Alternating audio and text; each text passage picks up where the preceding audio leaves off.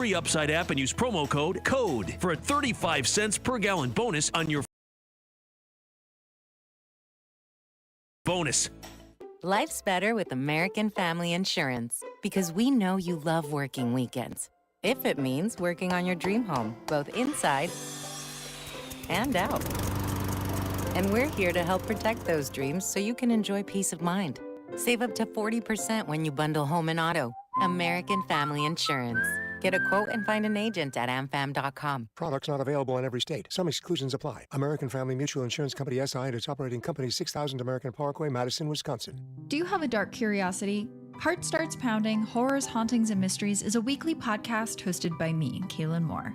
Each week, I'll take you on a dark journey through terrifying true urban legends, bizarre true crime cases, chilling tales of backwoods horror, and more. So if you're looking to join a passionate community of the darkly curious, check out Heart Starts Pounding on the free Odyssey app or wherever you get your podcasts. And remember, stay curious. Listen to the Sunflower Showdown on Saturday with pregame starting at 9, kickoff at 11, right here on your home for K-State Athletics. 96.5 The Fan, KFNZ FM and AM, HD1 and HD2, Kansas City, an Odyssey sports station.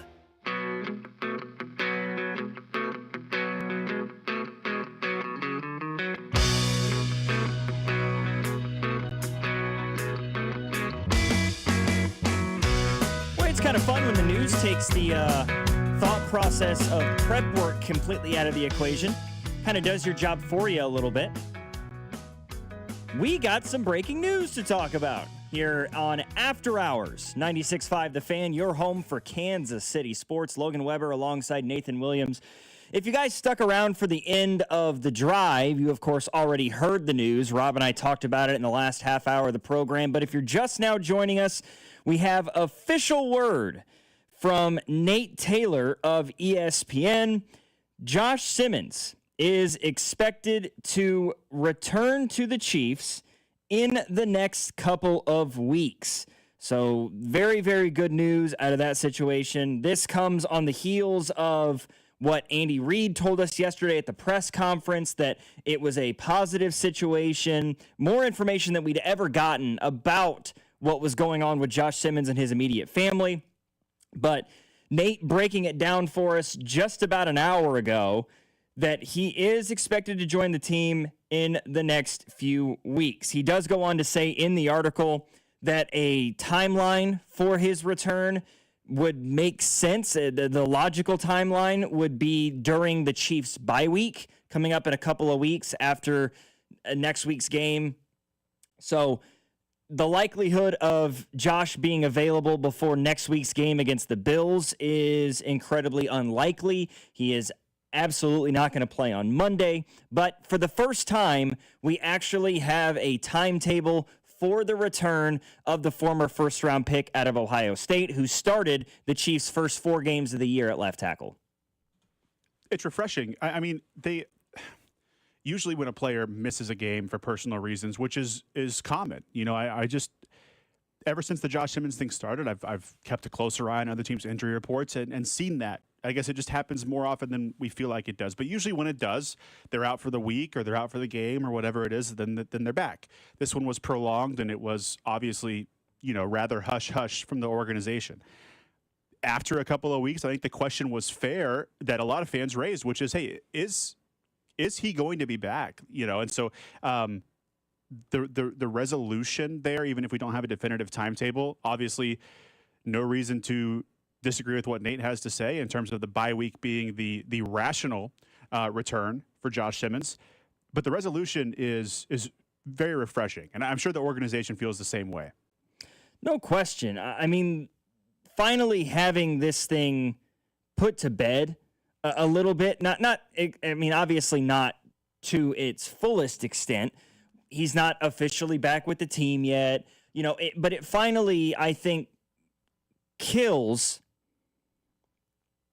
the speculation over what was, you know, what the situation itself was, right? Somebody in the text line said, that's great, you have your timelines, now back off and respect his privacy. Nobody was ever, at least, I mean, I can only speak for myself, I guess. I was never asking for specific details about what was going on. I don't think anybody was. I would say if this texter could read the text line, I mean, my perception is that we have been taking flack and the Chiefs have been taking flack for not giving more information. Right. Now, to be clear, you and I don't know what's going on. This is not something where Carrington and Fesco and all the guys have this inside info and aren't giving it. We just don't want to speculate. I would say we all agree with you, 785. It's not our business. Yeah, it never was. I think to say that there's a resolution based on this news isn't a jump or a stretch. Nor am I going to speculate as to what that means occurred in the situation or what the situation was. Just that it's nice. And so maybe this text didn't have the criticism of the station intended, and it could be towards the fan base. And in that case, I agree. A lot of things, especially that first week in between the Lions game and the Raiders game there. A lot of speculation, a lot of comments that I think were out of hand. I don't think we're owed anything as reporters or as the public or as the sport fan based on what we do know, and it's a very personal situation. Yeah, the intent here is definitely to respect his privacy. Yes, no question. You're exactly right. We were never owed anything, right? As people who cover the team, as members of the media, and the fans, right? We were not owed anything, either one of us, in this situation. However, I do just want to preface it by saying, as a member of the media, it is still your job to try to gather information. You know, that's unfortunately just a part of what it is we do. And the reason why we do it is because the fan base wants to know. We were never asking for specific details. We weren't asking if he was the family member that was struggling or if it was a parent or a sibling or an aunt. Nobody was ever asking that. We weren't trying to gather this man's medical chart and violating HIPAA. We were just trying to find even the vaguest of answers as to what was going on, and we weren't getting them, which was sort of strange. And it would be irresponsible for us as members of the media not to point out some of the strangeness that was this situation. Well, and the breakdown, sort of the timeline of events was sort of strange as well, and the messaging from the organization. The conclusion that we came to, I think, widely across the station was, hey, the Chiefs weren't prepared to talk about these things when they were forced to talk about them. We don't know whose fault in communication that was, or if it's just something that hadn't developed enough yet for them to talk about it. But it was strange to see a head coach that comes to the podium and talks for sometimes 3, 4, 5 minutes before he takes questions, tries to get out of the injuries and the big plays, tries to get ahead of the questions that he knows are going to come to him, to not address it, and then to say, does it matter when asked about it? Right. Not that, again, we are not owed an explanation of when he was coming back or what he was dealing with, but it was just not in the mold for how the Chiefs handle these sort of things. It was less buttoned up than normal. That, coupled with the time, it's been a couple of weeks now, I think it was just fair for fans to wonder, will he be back? Yeah, it's human nature a little bit, right? Of like when we as human beings don't know something, we want to know whether we have a right to it or not. And in this situation, we absolutely had no right to know what was going on. And so with all of that finally put to rest, we can look towards what's the timeline, when will we get Josh Simmons back? According to Nate Taylor and the folks at ESPN, sounds like in the next few weeks. Well, now we can point our heads towards what does the situation, or what could the situation look like when Josh Simmons finally returns to the building with the Kansas City Chiefs. And this is a conversation that Rob and I were having at the end of the drive earlier today, and it raises a very interesting question, and one that honestly makes me a little bit nervous, because I can't help but think of the situation that the Chiefs had at left tackle a year ago. Nate, we'll go ahead and start with your thoughts on this. Josh Simmons comes back, let's say, during the bye week. After that Bills game, Chiefs are getting ready to play the Broncos, a big game against an AFC West division rival, in a game that could very well decide or have major implications on the division race. What do the Chiefs do? What should the Chiefs do when it comes to those two players in Jalen Moore and Josh Simmons? No, I don't think there is a correct answer in terms of, I'm fine if you ride with the hot hand if you're the Chiefs. I think the Chiefs think that Josh Simmons is the long-term solution at left tackle. Now, as a broad organizational, to paint a picture, if Jalen Moore just ran with this job and he's the best left tackle in the league and they end up paying him and Josh Simmons rides the pine or kicks over to the right side, I'm not upset with that as long as this left tackle position is fixed. Now, I think Josh Simmons is the long-term answer. I think the Chiefs have viewed him as that since day one, and I think he won the camp competition pretty clearly. I think Josh Simmons gets the job when he returns. Now, I heard you take an opposite stance on the drive of maybe you'd rather them run with Jalen Moore or have at least a little bit more of a competition.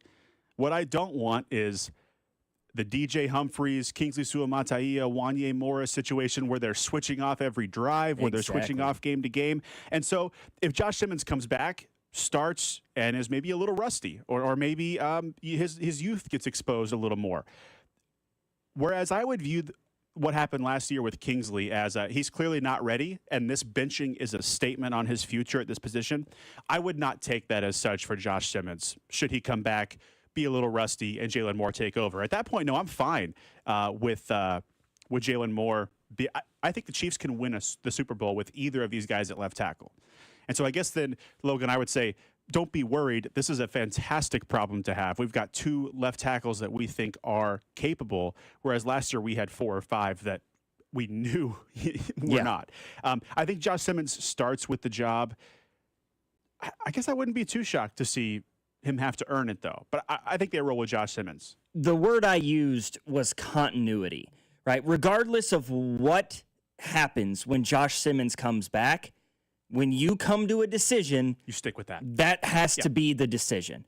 The last thing that anybody wants to see, and you were exactly right, is the revolving door at left tackle the way we saw last year, where when Josh Simmons comes back and Jalen starts the Broncos game, and then Josh starts the Colts game, and then Jalen's back in the following week, or God forbid these guys are like splitting snaps in game where like one guy's in at left tackle for one drive and then the next guy the next drive. That's not going to help anybody. This offensive line throughout Mahomes' career has dealt with a lack of continuity along that front 5, right? When you've had stalwart staple guys at certain positions, other positions, it hasn't worked out that same way, right? When Mahomes first burst onto the scene with the Chiefs, it was Eric Fisher at left tackle, and then it was Mitchell Schwartz at right tackle. But the interior guys, you weren't entirely certain of all the time. And then Mitchell Schwartz retires, Eric Fisher retires, you get Creed Humphrey, you get Trey Smith, and you're like, inverse. Okay, the interior of the offensive line looks pretty good right now. You brought in Joe Thuney, and it's like, hey, this from the Patriots, this interior looks great. But the tackle positions, you're like, okay, Orlando Brown it is. And okay, Kingsley Suamataia it is. Wanye Morris, DJ Humphries, Joe Thuney at one point. It just never seemed to go well at that left tackle spot. You now have, rather than too few options, a little bit of a too many options kind of outlook right now. Jawan Taylor, as much complaint has been made about him, is playing pretty good right tackle right now. I mean, I mentioned it earlier today. He is currently 18th in the NFL among all tackles, left and right, in terms of pass rush win rate, 93%. He gave up 0 pressures to Max Crosby last week. And actually, I think he might have given up only 1 or 2 the previous week when he was one-on-one against Aiden Hutchinson in that game against Detroit. He has not been penalized in 4 weeks, aside from that one illegal formation. That was Tyquan's fault. Yeah, I believe somebody said it might have been Hollywood Brown. Regardless, it was a wide receiver that it was actually the fault of. Exactly. So that wasn't even on Jawan Taylor in that situation. He's been really good there. You know what you have in Creed. You know what you have in Trey Smith for the most part.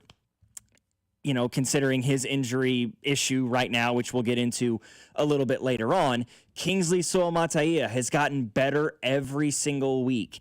And I hope that continues, because when he was coming out of BYU, I looked at him and was like, he fits better as a guard. Mm-hmm. He doesn't have extremely long arms. He's not extremely quick in terms of his kick steps, but he's a mauler. He's extremely agile. and that allows for him to do really, really well at the guard position. So 4 of the 5 you feel pretty great about right now. And you've got 2 great options at left tackle, but the last thing you want to do is put doubt in either of these 2 guys' minds by making it a constant whirlwind, a constant turnaround all the time where nobody knows who's doing what. If it's Josh Simmons, okay, great. It's Josh Simmons, go. If it's Jalen Moore, great. He's already been with the team. He's been with the team for the last month. He's playing good football. You keep rolling with the hot hand. Do not make it this runaround. And you pointed out, that Josh Simmons is the left tackle of the future for the Chiefs. And that is 100% correct. Nobody's arguing that point. Nobody will argue that point. And I mentioned this, with Rob. If the Chiefs weren't the Chiefs, Josh Simmons could very easily come back and slot right in as that number 1 at left tackle, right? If he was playing for the Jets or the Dolphins or the Saints, the Raiders, somebody who stands no chance of making a deep run in the postseason and getting to a Super Bowl, then yeah, it makes perfect sense because he's your guy. He's the guy you want there long term. This is the guy we want to see protecting Mahomes' blind side for the next decade until he inevitably hangs up the cleats.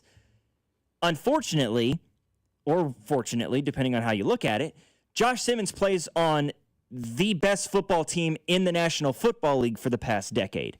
So it's not something that is that simple where you can just slide him in, right? It's the same thing Kingsley dealt with a little bit last year, where if the Chiefs weren't the Chiefs, you could have continued to leave him in at left tackle and just let him get through the growing pains. But you were trying to win not just football games, you were trying to win Super Bowls. And so you didn't have the patience at hand to allow for that process to play out. Do the Chiefs have the patience in hand by the time Josh Simmons gets back to allow that process to allow for him to get back into the swing of things? Because not only has he missed games and will continue to miss games over the course of a month plus, he's also missed practices. He's missed team workouts. He's missed walkthroughs. He's missed film sessions. He's missed position meetings. Those things are probably even more important to a player's process and ability to be successful on Sundays, Mondays, and Thursdays as anything else is. And I think that might be what puts Jalen Moore ahead of Josh Simmons right now, is because he's been in those meetings. He's been in those practices. He's developed a continuity next to Kingsley Suamataia there at left tackle that maybe Josh Simmons is going to have to try for a few weeks to get back to, and I don't think the Chiefs have time for it. Well, thank goodness he doesn't play for an organization like the Jets. I wouldn't wish that upon anybody. Me either. Let alone someone as talented and as kind of a human as Josh Simmons. No, he's where he belongs. I'll say this: it needs to be a decision. So whether that is definitively moving forward with Simmons or more, or whether it's we need Simmons to practice and be in the facility for 3 weeks, and then we're making a move. Hey guys, after the Cowboys game, we're making a switch at left tackle. It might seem unconventional, but if you think these guys have the same baseline and a few weeks in practice for Josh Simmons can get him back to that baseline, I'd rather him be in the game and get the experience since he is the guy of the future. These things oftentimes have a way of working themselves out, so we're concerned about patience right now. For all we know, by Thanksgiving, Jalen Moore could be covering an injury somewhere else on the offensive line, and the Chiefs could have a 2-game lead in the not calling it, but they could beat the Bills and the Broncos, and we all of a sudden could have a lot more patience and say we have time to figure this thing out. So the good thing is time is on their side when it comes to this. And then my last point on this is whether it's Moore, whether it's Simmons, last season, it was really accentuated in that Black Friday game against the Raiders. And for some reason, just the left tackle play in that game specifically by number 64 sticks out. And watching Patrick Mahomes immediately upon receiving the snap, just turn around and look behind him and see what the pass rush was doing. I mean, he didn't have a second to even go through reads, get set in the pocket, let alone make a good throw. I've seen that with Simmons. I've seen that with Moore. I saw that during the Raiders game last week with no Simmons, no Trey Smith, a hobbled Creed Humphrey, a hobbled Kingsley. I saw that pocket, that comfort in Patrick Mahomes, regardless of who's been up there. They have all earned the trust and sort of the respect of guys like Andy Heck, Andy Reid, and Patrick Mahomes. So, again, a very, very good problem to have in terms of a team-building issue. Yeah, I think as long as they make a definitive decision and don't deviate from that, I'm sold. Yeah, it's a much better problem to have. It's still a problem, but the Chiefs' problem in 2025 is that they have 2 good left tackles. The problem last year was they had none. You had 4 guys play left tackle, and the best one was a guard who, albeit continues to play at an elite level for the Chicago Bears now. I mean, Joe Thuney might get to Canton at this point. He's going to have a gold jacket, 100%. That guy is unbelievable, and he played really well at left tackle for the Chiefs until we got to the Super Bowl, playing against a really good pass rush that required a solid left tackle. It's a good problem to have, but it's a problem nonetheless, and one that nobody, us included, the fans, and certainly not the Kansas City Chiefs and its coaching staff, should allow to overshadow or deviate their plans for this offense, because this offense right now is humming. And there's a certain cliche that's rattling around in my brain right now, and that is, if it ain't broke, don't fix it. And that's kind of how I'm feeling right now. As good as Josh Simmons is and will be in this league, and as the left tackle for the Kansas City Chiefs, there's a small part of me that's thinking, Jalen Moore's working right now. Just kind of leave it alone. But the injuries you talk about could end up playing a factor later on in the year. I want to talk about those injuries next because we got injury reports, of course, today from practice for both the Chiefs and the Commanders in the lead up to Monday night's game. We'll discuss that coming up in just a few minutes here on After Hours. Logan Weber, Nathan Williams. Our text line, 913-586-7965. Continue to send in those messages. We'll take a look at those throughout the show. As always, you're listening to 96.5 The Fan, your home for Kansas City sports. You're listening to After Hours, brought to you by Twin Peaks. Eats, drinks, scenic views on your home for Kansas City sports. 96.5 The Fan. Things are getting spooky in South Kansas City, but the deals at Rob Sight Ford, they're scary good. Rob Sight is with me. Hey, Rob, what's haunting the lot this month? No tricks, just treats. From Broncos to Explorers to F-150s and commercial vehicles, we've got the inventory, the selection, and the lowest prices in Kansas City. And no creepy sales tactics, just non-commissioned staff and real value. Exactly. And while we're on the scary stuff, Kevin, your brisket from last weekend still haunts me. Okay, dry rub shouldn't actually mean dry. But here's the real flavor. KC's only top-rated Ford dealer on Google, 4.8 stars with nearly 3,000 reviews. Voted best car dealership in KC by Kansas City Magazine. If you want simple, upfront, and easy, Rob Sight Ford is the treat you've been looking for. Visit 135th and State Line and buy right with Rob Sight. Rob Sight Ford, ROBSIGHT.com. And Kevin, leave the cooking to us this Halloween. Century Roofing has done it again. Voted best roofing company in Johnson County for the 4th year in a row. If you didn't get your roof inspected after last year's hailstorms and your neighbors are getting new roofs, you might have damage too. Don't wait. Book your free inspection today and take advantage of our free material upgrade sale. This can mean big savings on your insurance premium. Trust the pillars of strength with female-owned Century Roofing. CenturyRoofingKC.com. That's CenturyRoofingKC.com. Century Roofing. Trust the pillars of strength. Morning, Zoe. Got donuts. Jeff Bridges, why are you still living above our garage? Well, I dig the mattress, and I want to be in a T-Mobile commercial like you. Teach me, Saldana. Oh, no, I'm not really prepared. I couldn't possibly. At T-Mobile, get the new iPhone 17 Pro on them. It's designed to be the most powerful iPhone yet and has the ultimate pro camera system. Wow, impressive. Let me try. T-Mobile is the best place to get iPhone 17 Pro because they've got the best network. Nice, Jeffrey. You heard them. T-Mobile is the best place to get the new iPhone 17 Pro on us with eligible trade-in in any condition. So, what are we having for lunch? Dude, my work here is done. The 24-monthly bill credits on Experience Beyond for well-qualified customers plus tax and $35 device connection charge. Credits ended, balance due if you pay off earlier or cancel. Finance agreement iPhone 17 Pro, 256 gigs, $1,099.99 and new line minimum $100 plus a month plan with auto pay plus taxes and fees required. Best mobile network in the U.S. based on analysis by Ookla Speed Test Intelligence data 1H2025. Visit T-Mobile.com. Tonight, expect rain showers with a low of 51. Weather brought to you by Staples. Have you heard? The Staples Easy button is back with even more easy. Press it for custom prints, shipping services, even passport photos. Staples. That was easy. Join me, Drew Nixon, this weekend, Saturday the 25th from 9 a.m. to 11 a.m. at T-Mobile at the Legends in KCK to celebrate and meet your local first responders. It's a free event with food, games, giveaways, and exclusive offers. See you there. 96.5 The Fan is your exclusive home for Chiefs football, with pregame starting 3 hours before kickoff with Josh Briscoe. Then it's the call of the game with Mitch Holtis, Dayton Hughes, and Josh Klingler. Caught! Touchdown! Kansas City! Travis Kelce owning this game! Followed by postgame coverage featuring exclusive one-on-one interviews with Andy Reid and Chiefs players inside the locker room. This is your home for Chiefs football. 96.5 The Fan.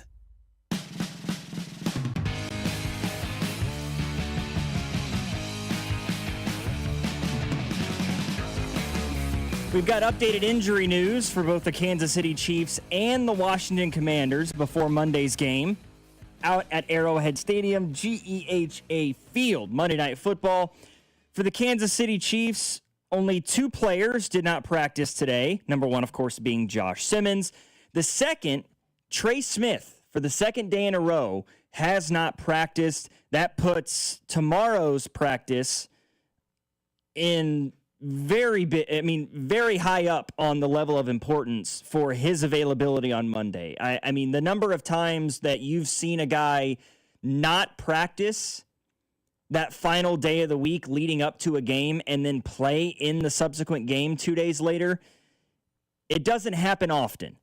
So if Josh Simmons does not practice on Saturday, the chances of him playing on Monday decrease exponentially. I'm not saying that it's impossible, but look to tomorrow's injury report for Saturday's practice, and Trey Simmons' availability or unavailability could definitely let you know what his plans are Monday against the Commanders.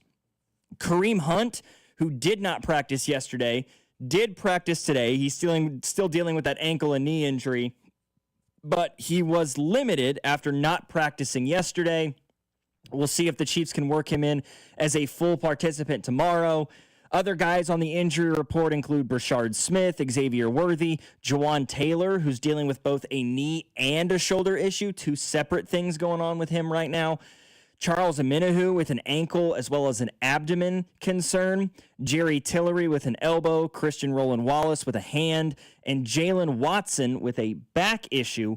All of them, however, were full participants today.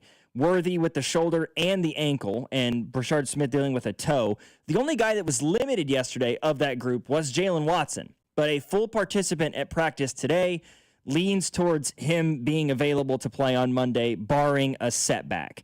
Meanwhile, for the Commanders, they had 2 guys who did not practice today. One of those was, of course, Jaden Daniels, dealing with that hamstring issue. He's already been ruled out for Monday's game, so no surprise there.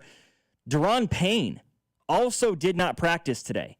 Didn't practice yesterday, didn't practice today. So ditto with what I was just saying about Trey Smith, looking towards tomorrow's practice and what sort of work Trey Smith can get in. Same thing with Deron Payne. If he doesn't practice tomorrow, that certainly hurts his chances of being able to go Monday against the Chiefs. We'll have to wait and see. Colson Yankov, who is their, I believe, 3rd string tight end. He's not registered a catch all year. He was limited today, but Zach Ertz practiced fully, as did Terry McLaurin and Deebo Samuel. So all 3 of those guys look like they are going to be ready to go, helping Marcus Mariota at the quarterback position. McLaurin and Deebo Samuel have not played together yet this year. So they're finally going to have their top 2 weapons back, although they will be without their wide receiver 3 in Noah Brown. A couple of offensive line little things here that are kind of interesting. Sam Cosmi did fully practice today, as did Laramie Tunsil. Cosmi is a multi-year starter for this Washington Commanders team. He started all 17 games 2 years ago at tackle. Started every game for them last year at right guard, but has only played in 1 game this year. So it sounds like he'll be back Tunsil, after resting yesterday, full participant. Von Miller was a full participant. Bobby Wagner and Jonathan Jones. So really, the Commanders, for the most part, are a fairly healthy football team, all things considered, compared to where they were a week ago, where it didn't seem like Debo or Terry McLaurin was going to play. Both of those guys, full participants the last 2 days, trending towards being available Monday night. The receivers are getting healthy, and then it seems like as well, a lot of those guys on the defensive side might have been more of a rest thing on the injury report instead of actual injuries. The Bobby Wagners, the Von Millers, the Deron Paynes. As you quipped 5 years ago, this would be a really, really, really good defense.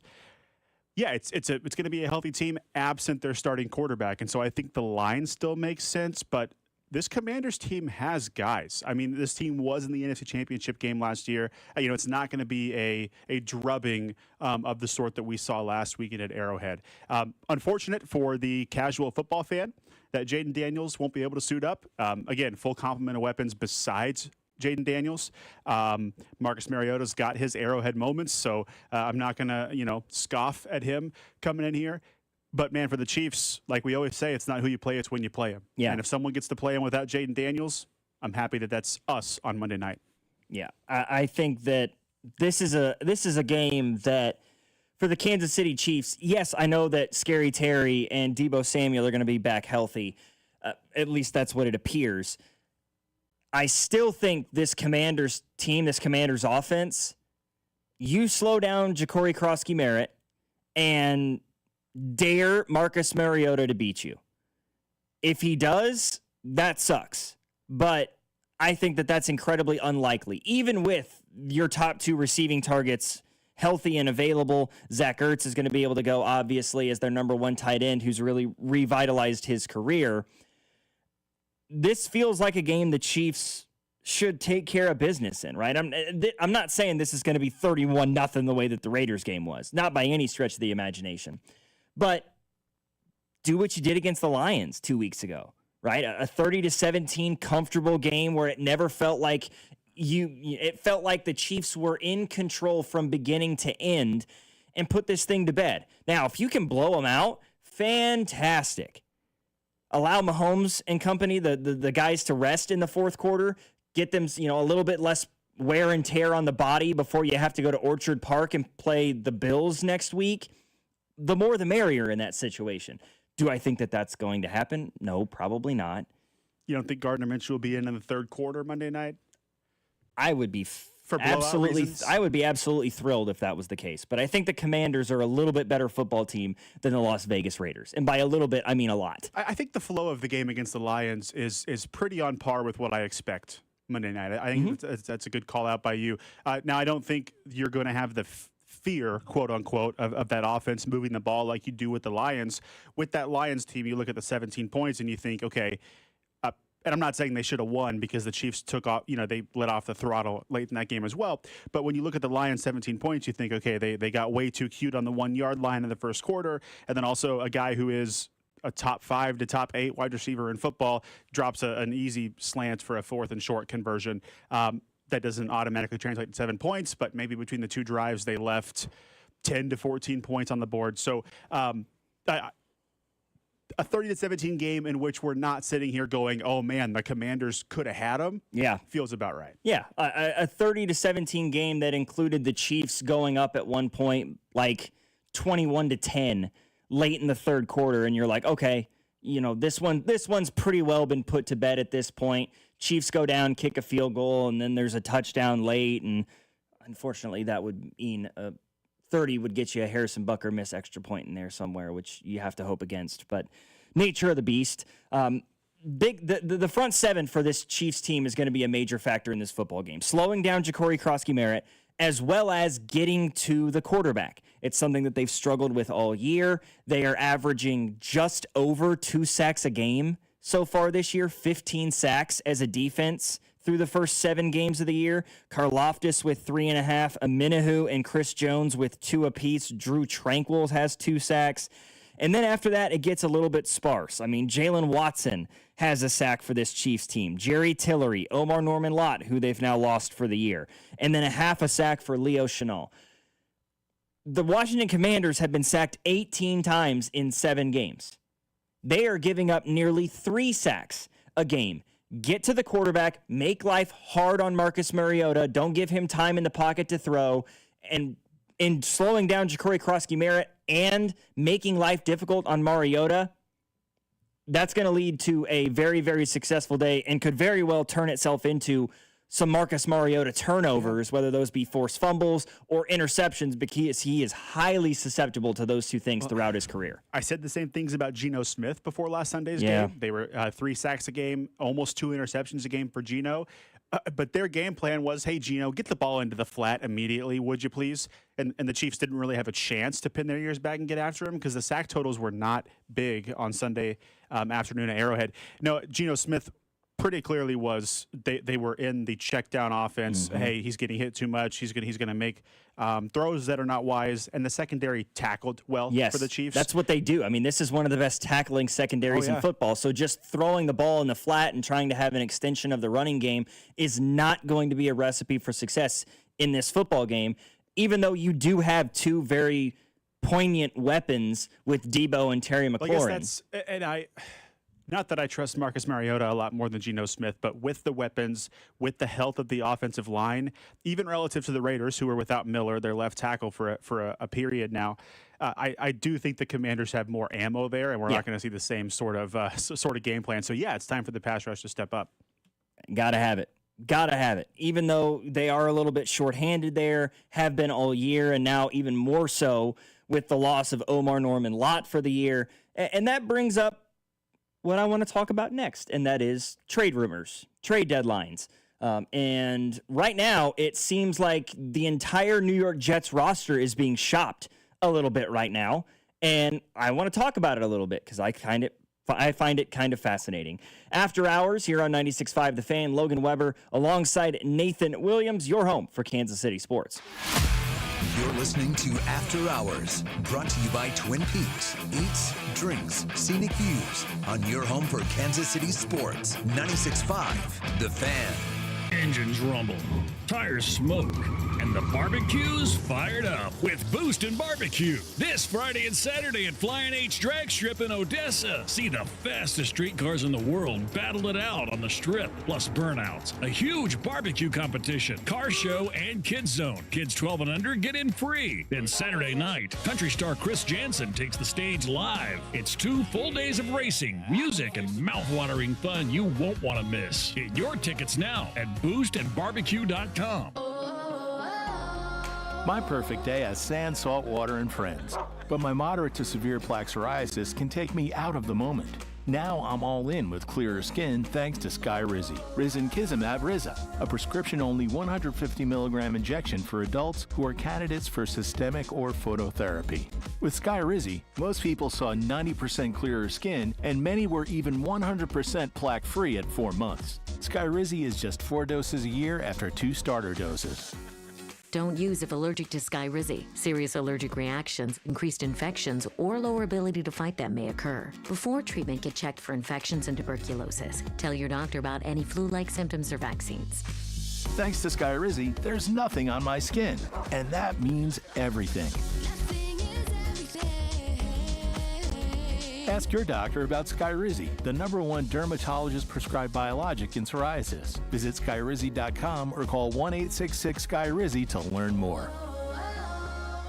Ready to kick off the fun? Chumba Casino is your go-to game plan during halftime or overtime. From spinning slots to instant scratch-style cards, it's like running the perfect play, all from home. New players score a free welcome bonus and daily logins with a shot at some serious prizes every time you play. Get in the game and visit ChumbaCasino.com today. Let's Chumba. Sponsored by VGW Group. No purchase necessary. See terms at ChumbaCasino.com. Must be over 21 and present in a state where it's legal to play.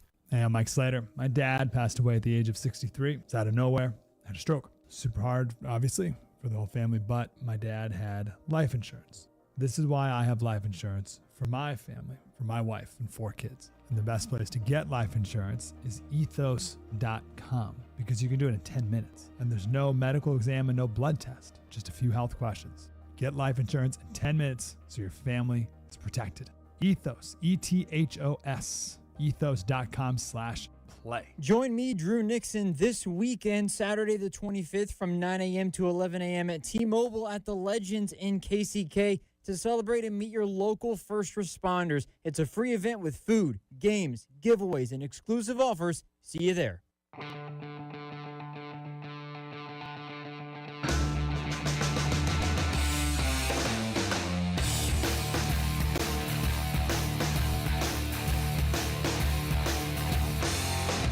I know the Kansas City Chiefs are playing extremely good football right now. They've won 2 in a row in pretty dominant fashion, beating the Lions by 2 scores and then just running over the Raiders on Sunday 31-0. But I think anybody who is honest with themselves knows that this Kansas City Chiefs team still needs help at a few key positions, specifically defensive tackle and the running back spot. And there have been a lot of calls for it. The Chiefs need help with their pass rush. The Chiefs need help with their running back room. And there are a lot of names being thrown around.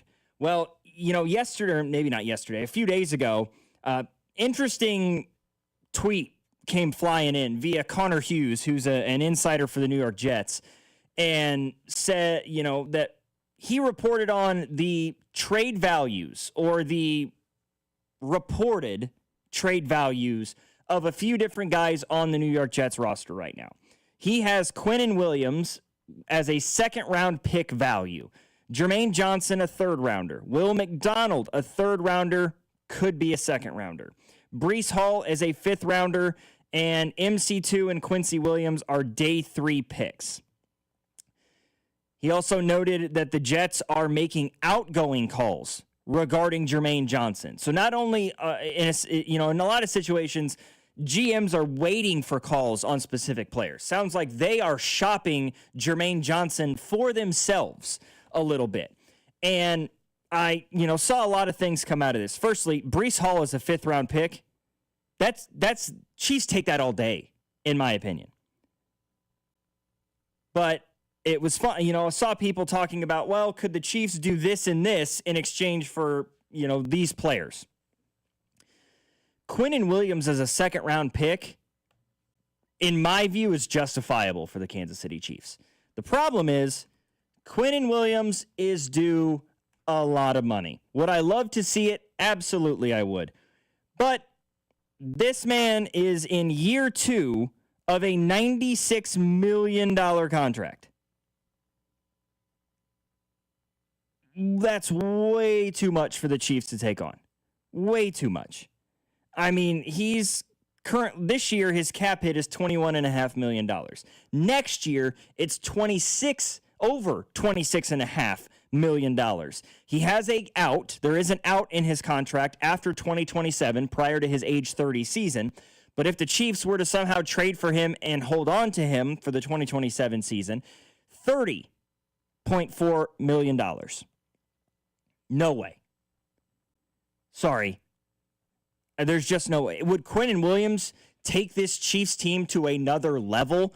Like, imagine a front four that includes George Karlaftis, Chris Jones, Quinnen Williams, and Charles Omenihu Ashton Gelati. Well, and you've heard the not rumors, but murmurs, wishes, hopes, dreams of fans on Twitter that say, oh, the Titans are selling, just go get Jeffrey Simmons. Like, same thing here. Like, the guy's been paid. There's no way in the world that it works cap-wise. It's not a situation either like an Alvin Kamara where it's like, hey, other team, will you eat $13 million? Like, no, this guy's owed 9 figures over the next few years. The cap is fake, but it's not that fake. Right. Maybe it's a little make-believe, but it is still real. Jermaine Johnson is so interesting. The guy, he's in his 4th year in the league. He does have the 5th-year player option. He was picked in the first round, so you'd get at least a year and a half of services for him. He was essentially redshirted his first year, didn't start a single game, started every game the year after that with 7.5 sacks, a relatively okay pass rush win rate, and then hasn't stayed healthy since then. Yeah. Jermaine Johnson's the guy that, you remember the Chiefs traded Tyreek Hill away, and they had 2 picks towards the back end of that first round, and they traded up. Jermaine Johnson is who I was pounding the table for that night, the guy out of Florida State. I thought he was going to be electric. Now, I am not in the front office. Thank God, because the Chiefs selected Trent McDuffie, and that's gone pretty well. George Karlaftis was picked later, and I'd say that's gone okay, too.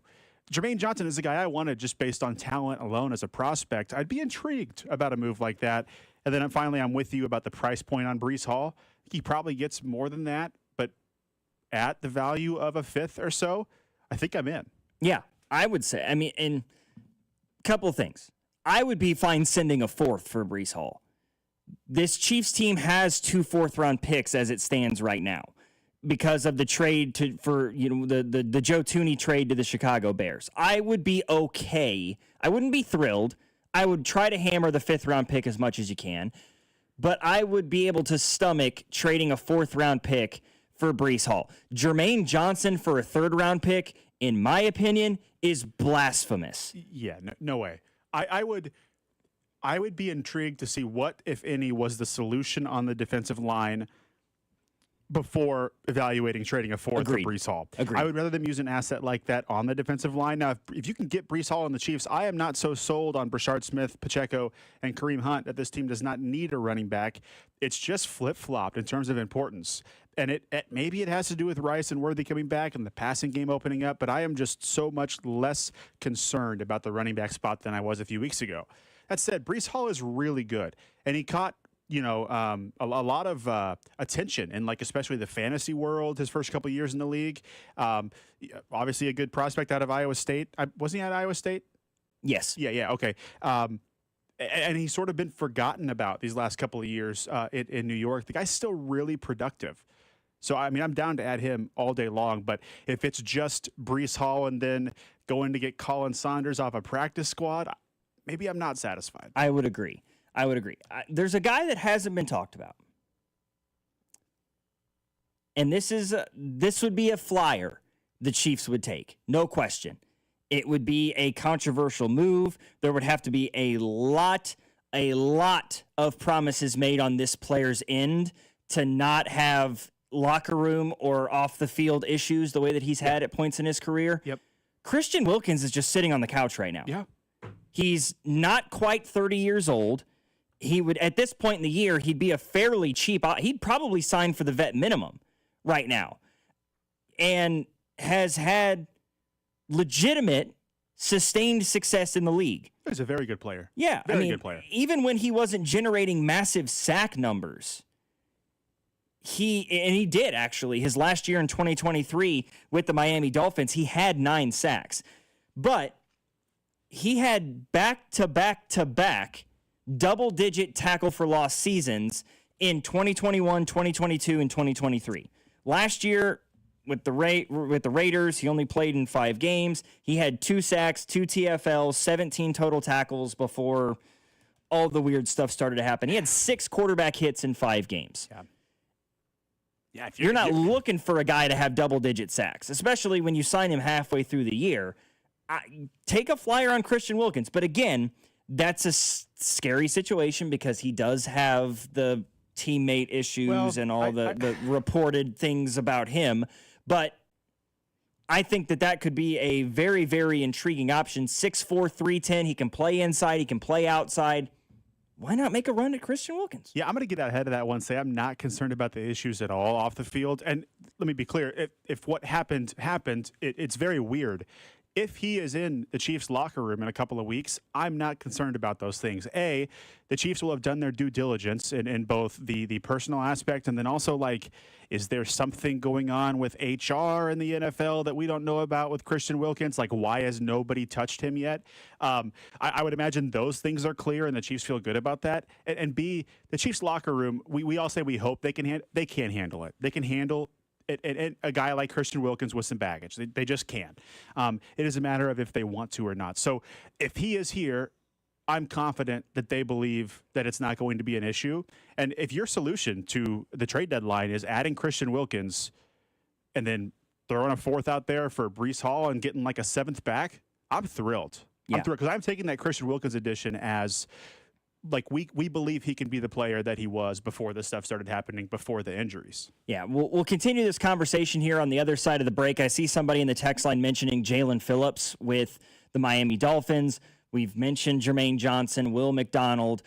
those are options, certainly, but not ones that I am bought into, and I'll tell you why when we come back. After Hours, 96.5 The Fan, Logan Weber alongside Nathan Williams, your home for Kansas City sports. You're listening to After Hours, brought to you by Twin Peaks. Eats, drinks, scenic views on your home for Kansas City sports. 96.5 The Fan. I'm worth more. I'm worth more. I'm worth a lot more. And I completely agree. That's why I'll pay more for your car at GiveMeTheVin.com. That's the name of our new campaign. I'm worth more. You are worth more, and your car's worth more. And that's why I will pay more. And remember, if I don't beat the price on a CarMax or a Carvana deal, I'll pay you $100 at GiveMeTheVin.com. Sell us your car. GiveMeTheVin.com. So easy you can do it in your underwear. My ride smells just right, just right, just right, just right. Y'all gotta try that Febreze car. Just right, just right, just right. Yeah. La la la la la. With up to 40 days of consistency, all over Febreze car clips right on your vent. You know my car's my happy place. Keep that smile on my face when it smells just right, just right, just right. Yeah. Breathe happy Febreze. La la la la. Nobody had to tell your grandparents not to drive while using their typewriters. Why should it be any different for us kids and our cell phones? Distracted driving was the cause of more than 3,000 deaths in 2022. Come on, we're smarter than this. Let's put down the phones and focus on the roads. Drive safe, everybody. Don't drive distracted. A message brought to you by the National Highway Traffic Safety Administration, Project Yellow Light, and the Ad Council. The NBA is back. It's NBA tip-off week, and FanDuel is your home for live betting. So even if you miss tip-off or you want to ride the hot hand, FanDuel has live bets on everything, from who's going to score next to a fourth-quarter comeback. You can even combine your bets into a same-game parlay for a shot at an even bigger payout, however you want to play. Now is the perfect time to join. FanDuel is giving new customers $300 in bonus bets if your first $5 wager wins. So all you need to do is visit FanDuel.com. Use my promo code KFNZ to sign up today. Fall is here, so celebrate the return of basketball season with our friends over at FanDuel. Play your game with FanDuel, an official sports betting partner of the NBA, and also 96.5 The Fan. 21 and present in Kansas. First online real money wager only. $5 first deposit required. Bonus issue. Non-withdrawal bonus bet expires 7 days on street. Restrictions apply. See terms at sportsbook.fanduel.com. FanDuel is offering online sports wagering in Kansas under agreement. Kansas Star Casino, LLC. Gambling problem. Get up with your best bet. Call 1-800-522-4700. Visit kansasgamblinghelp.com. Hey, it's Dusty Likens. Nothing says Thanksgiving like football. Verizon is giving you a chance to enter and win tickets and travel for two to the Thanksgiving Day football game in Texas. Visit a local participating Verizon store in Kansas City or come meet me and Xavier Worthy on Tuesday, October 28th from 3 to 5 p.m. at the Verizon location at 95th and Crivera to enter the Thanksgiving Game Day sweepstakes. No purchase necessary. 18 plus 50 USDC. Start 10/17, end 11/16. Void where prohibited. For a list of participating stores and official rules, visit Verizon.com/Thanksgiving Day Sweeps KC. Okay, I have to tell you. I was just looking on eBay where I go for all kinds of things I love, and there it was. That hologram trading card. One of the rarest, the last one I needed for my set. Shiny like the designer handbag of my dreams. One of a kind. eBay had it, and now everyone's asking, ooh, where'd you get your windshield wipers? eBay has all the parts that fit my car. No more annoying, just beautiful. Millions of finds, each with a story. eBay, things people love. Another app for inventory, one for CRM. Oh, don't forget accounting. Wait, which login was that? Or you could use Odoo, one fully integrated system that does it all without the hassle. Ditch the app overload. Get everything your business needs on one platform. Try Odoo free today at odoo.com. That's ODOO.com. You're listening to 96.5 The Fan from the DM Injury Law Studios. Mike's got this.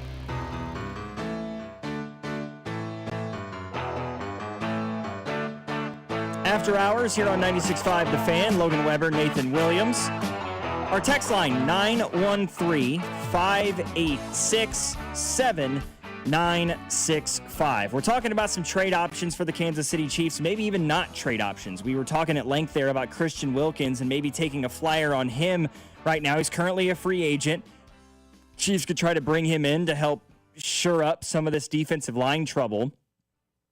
But I've seen names being thrown around, right? Jalen Phillips, Jermaine Johnson, Will McDonald, both those guys playing for the Jets, as well as a few others. And I have to say, I don't see the appeal of guys like that. And the only reason I say that is because this Kansas City Chiefs team needs defensive tackle help, not necessarily defensive end help. Am I thrilled with the idea of Mike Dana continuing to play big-time snaps? No, not really. But I like what the Chiefs have in Charles Omenihu. I have belief that Ashton Gelati is just going to continue to take more and more and more and more snaps with this Chiefs team as the season goes on, and I have a lot of faith and belief in him. I don't see what another edge rusher does for this Chiefs team, because you're still more likely than not going to be rolling with Derek Nottie along that defensive front as a defensive tackle. I think you need somebody to play inside alongside Chris Jones, or in those moments where you want Chris Jones to kick outside to defensive end, you have at least one interior defensive lineman that you know can hold down the fort on an inside zone play or generate pass rush from the inside of the offensive line and not just put so much pressure on the edges. That's my thought. Yeah, and look, there's a lot more guys on the edge market that are available. And so if the Chiefs needed an edge, that market would get driven down. It's why guys like Calais Campbell or Christian Wilkins make so much sense and why they might be getting so much runtime. Because, a guy like Jalen Phillips, a guy like Jermaine Johnson, Will McDonald, they're seemingly all over the place. Could the edge room get better? Would I like for it to get better? Yes. Could other rooms on this team could the safety room improve? Sure. Could some of the special teams positions improve this year? Definitely. But the defensive tackle 2 is a need. I would quantify that as a need. It would be circled in pen. I would say if this was the offseason, I would say you need to trade a premium asset or use a premium draft pick to acquire somebody at that position. It is a need. Whatever we hoped Omar Norman Lott would turn into, unfortunately, we're not going to get to see that this year following the injury. So I'm with you. Defensive tackle is where I'm focused. Now, if there's 2 additions on this line, great. But they need somebody on the interior. I think, just spitballing, like ideal scenarios, right? And 2 people have mentioned this name already. And I had mentioned, you and I talked about this earlier in the week, Calais Campbell. With the Arizona Cardinals, he's on a 1-year deal right now playing on a bad football team. I know that there's the conversations about, Campbell wants to retire with the Cardinals because that's the team that drafted him, yada, yada, yada. Well, he had really good years with the Jaguars and the Ravens, so I don't really see what the affinity is there. The Cardinals should try to get something out of it. If a 5th-round pick for Calais Campbell makes sense and you can sign Christian Wilkins out of free agency, you've taken your defensive line from a major weakness to potentially a major strength, right? Both of those guys are veterans. Both of those guys know what it means to be a professional, especially Calais Campbell. They're going to be able to bring in some juice to this defensive front. Now, if it's signing Christian Wilkins and trading for a running back like a Breece Hall, I'm fine with that too. But honestly, in a perfect world, I would love to see them bring in 2 defensive linemen. Maybe you sign Christian Wilkins and then trade for a Jermaine Johnson. I don't know. Is somebody in the text line, any interest in Quinnen Williams for a second potential Chris Jones replacement? No. How are you going to replace Chris Jones? He's in year 2 of a massive contract that nobody's going to want to eat right now. And Quinnen Williams is in year 2 of a massive contract that people will definitely take right now, but you're going to get stuck with both of them. You're going to be paying $50 million a year to the interior of your defensive line every year. Plus Karlaftis on the edge. You're Plus looking Karlaftis. at a $100 million defensive line. Not exactly, but close. No, for the talent for the draft capital, 100%. 100%. Yes. Contract makes it not possible. Yeah. Calais Campbell's a guy that I really like because I think he can fix and sort of play in the same sort of role that Chris Jones can. He's not a nose tackle. He plays defensive tackle, but he's not the run-stuffing Derek Nottie type nose tackle. He's lined up at edge a bunch in his career. He was listed as an edge at the start of his career. So he's a guy that can kick in and out. So, yeah, this new theory that you presented that now the text line's running with as well, Christian Wilkins and Calais Campbell. Hey, two guys you can acquire for relatively cheap.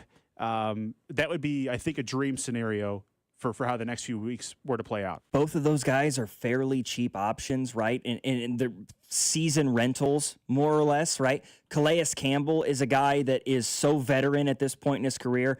He is going to do exactly what is asked of him, no questions. He is going to...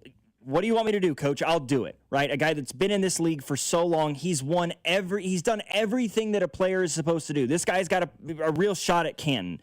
The only thing he's missing is a Super Bowl. Yeah, and the team that he's playing for, Arizona, he's back there after a few different teams in a few different years, but he played the first 8 or 9 years of his career there. Right. They gave him a second contract. They love him, and they would be incentivized to do right by him. And so I think I would assume he's moved at this deadline, unless they win 2 straight and they really think they can make a run at the. But you and I both know it's not going to happen. I don't think so. That's a team that needs to blow it up and has for a few years, and for some reason doesn't. Yeah, I think Calais Campbell's on the move, assuming that it's a contender, a true contender that he wants to play for. So I don't see any reason why, if the Chiefs were interested, that trade wouldn't materialize. It probably would cost you, a 6th-round pick? I don't know if the Chiefs have one, but something around that area, a 7th and another pick swap somewhere. So, and then Christian Wilkins can be acquired for no draft capital and probably close to the veteran minimum. So, yeah, I'm sort of getting fired up over here about that scenario. That would make this Chiefs defensive line look so much better as the season goes on. I mean, even at age 39, Calais Campbell this season, he's started all 7 games. He's got 19 tackles, 3 sacks. He has 5 TFLs and 9 quarterback hits. So this is a man nearly age 40 that is still playing really, really good football. You bring in a guy like that, you bring in a guy like Christian Wilkins on top of it. Chris Jones is going to elicit double teams consistently, or you're going to allow him to go one-on-one, in which case, if he's doubled, Calais Campbell, George Karlaftis, Charles Omenihu, Ashton Gelati, and whoever else, they're going to have one-on-ones and opportunities to get to the quarterback. Right now, the Chiefs don't really have that threat. You are so comfortable leaving Mike Dana one-on-one. You are so comfortable leaving Jerry Tillery or Derek Nottie one-on-one, where you can double-team Chris Jones and maybe sometimes even double-team George Karlaftis or bring a chip over, leave a tight end for a little bit longer, and you are more than comfortable against this Chiefs pass rush. You bring in a couple of those type of guys, things change dramatically for this Chiefs defense that's already playing pretty good football right now. I don't think we talked much about Breece Hall there at all. Seems like we're pretty all dead set on defensive line rather than running back for the Kansas City Chiefs. But what do we know? We'll see how it all plays out. In Veach we trust. We'll see what happens from here. 913-586-7965. After hours here on 96.5 The Fan. Logan Weber, Nathan Williams. Let's talk a little NFL outside of Kansas City. Let's talk a little college football and everything else coming up in the 7 o'clock hour of After Hours. 96.5 The Fan. You're listening to After Hours, brought to you by Twin Peaks. Eats, drinks, scenic views on your home for Kansas City sports. 96.5 The Fan. Hey, Zach, are you smiling at my gorgeous canyon view? No, Donald. I'm smiling because I've got something I want to tell the whole world. Well, do it. Shout it out. T-Mobile's got home internet. Whoa, I love that echo. T-Mobile's got home internet. How much is it? Look at that, Zach. We got the neighbor's attention. Just $35 a month. And you love a great deal, Denise. Plus, they've got a 5-year price guarantee. That's 5 whole trips around the sun. I'm switching. Me too. Yes, T-Mobile home internet for the neighborhood. Donald, you still haven't returned my weed whacker. Carl, don't you embarrass me like this, please. What's everyone yelling about? T-Mobile's got home internet. And Donald's got my weed whacker. Yes, T-Mobile's got home internet. Just $35 a month with auto pay and any voice line. And it's guaranteed for 5 years. Beautiful yodeling, Carl. Taxes and fees apply. See T-Mobile.com/ISP for details and exclusions. Hey, Kansas City, this is Jeff Briggs with Victory Chrysler Dodge Jeep Ram, home of the Victory Effect, our pledge to drive down vehicle pricing for the city we love. Today, I'm here to tell you about an exciting offer for the remainder of the month. While supplies last, Victory is offering 3 ways to save on all remaining 2025 Ram half-tons, the winner of the coveted Motor Trend Truck of the Year.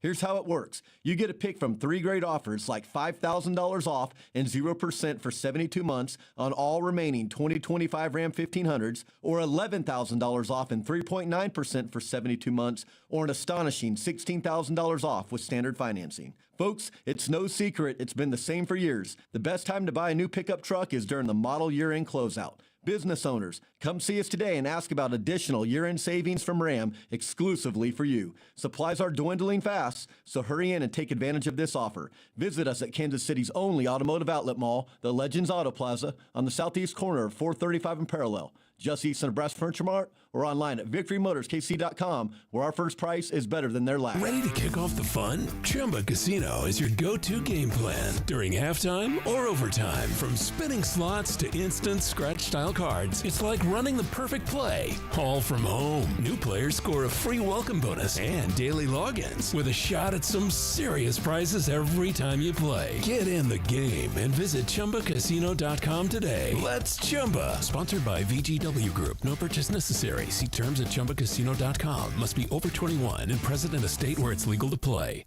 Hey, I'm Mike Slater. My dad passed away at the age of 63. It's out of nowhere.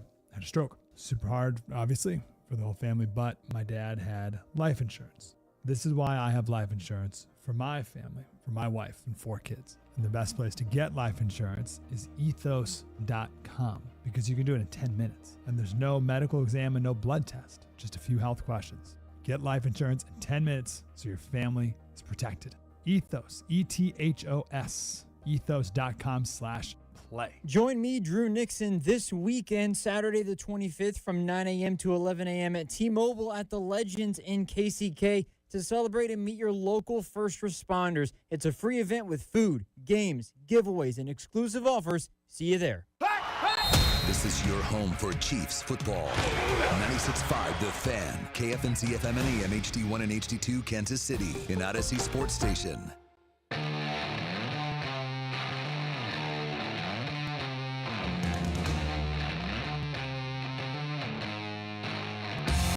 Boy, I said I was going to go away from talking about trades, but it's kind of got me fired up a little bit. After hours, 96.5 The Fan. Logan Weber here with you alongside my producer, Nathan Williams.